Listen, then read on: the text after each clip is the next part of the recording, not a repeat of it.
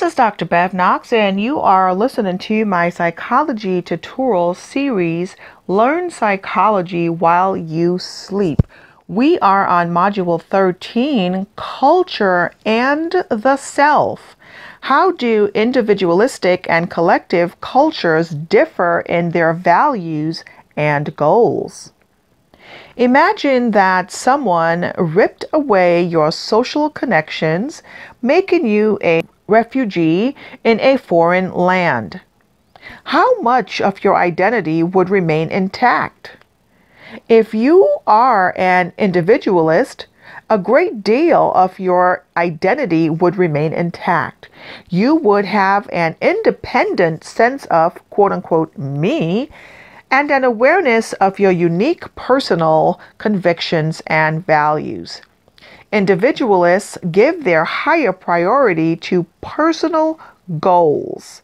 Now, this is something you need to remember because we will be talking about the difference between an individualist and one of a collectivist culture.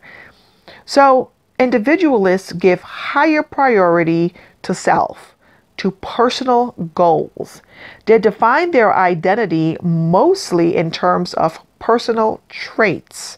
They strive for personal control and individual achievements. So you can say, it's all about me. It's all about me. That is somebody with an individualist mindset. Individualism is valued in most areas of North America, Western Europe, Australia, and New Zealand. Americans have cherished the pioneer spirit. Some 85% of Americans say it is possible to pretty much be who you want to be. Individualists share the human need to belong. They join groups, but they are less focused on group harmony than doing their duty to the group. Being more self-contained, individualists move in and out of social groups more easily. They feel relatively free to switch places of worship, switch jobs, or even leave their extended families and migrate to a new place. Collectivists are like athletes who take on more pleasure in their team's victory than in their own performance. They find satisfaction and advancing in their group's interests, even at the expense of personal needs. Preserving group spirit and avoiding social embarrassment are important goals. Collectivists therefore avoid direct confrontation, blunt honesty, and uncomfortable topics. They value humility, not self-importance. Instead of dominating conversations, collectivists hold back and display shyness when meeting strangers.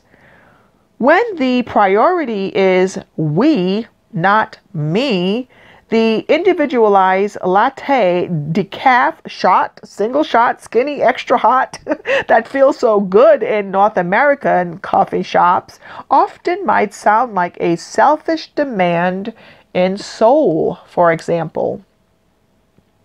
To be sure, there is diversity within cultures. Within many countries, there are also distinct subcultures related to one's religion, economic status, and region. In China, greater collectivist thinking occurs in provinces that produce large amounts of rice, a difficult-to-grow crop that often involves cooperation between groups of people. What predicts changes in one culture over time or between different cultures? Social history matters.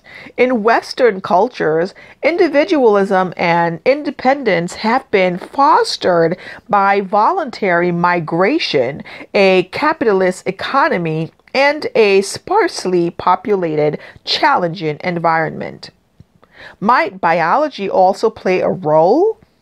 In search of biological underpinnings to such cultural differences, remembering that everything psychologically is also biologically, a new subfield called cultural neuroscience. It is indeed studying how neurology and biology and cultural traits influence each other. One study compared collectivist and individualistic brains activity when viewing other people in distress. The brain scans suggested that collectivists experienced greater emotional pain when exposed to others' distress. As we all see over and over again, biological, psychological, and social cultural perspectives intersect. We are indeed bio-psychosocial creatures.